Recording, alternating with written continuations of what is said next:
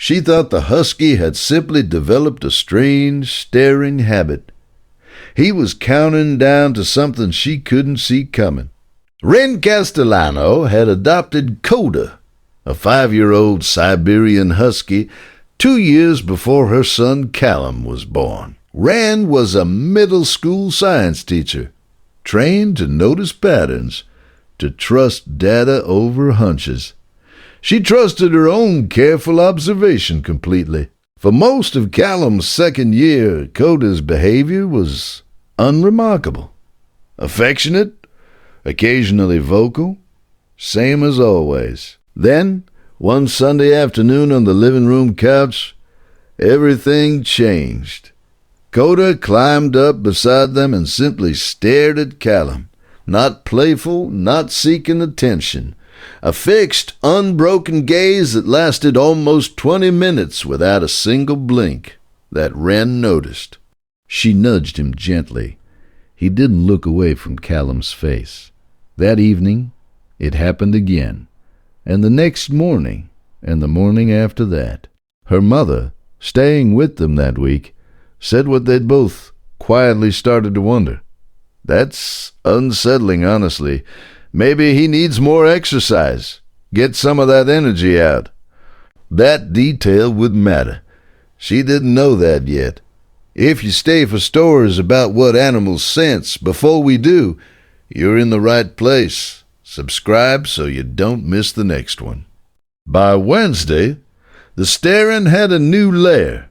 Coda would occasionally whine softly, low in his throat, still not looking away. Still fixed entirely on Callum, even when the toddler was simply sitting quietly playing with blocks. Wren started documenting it out of habit, the scientist in her taking over, noting the time, the duration, whether anything specific triggered it. She noticed the staring spells seemed to cluster in the late afternoon. Always the same window, always the same intensity. On Friday, mid-stare, Callum suddenly went still on the couch, not asleep, not playing, just blank, eyes fixed forward. One small hand twitching rhythmically at his side for nearly 30 seconds before he blinked and resumed playing like nothing had happened. Has your dog ever done something that made no sense until it was the only thing that did? Tell us in the comments. These stories deserve to be heard.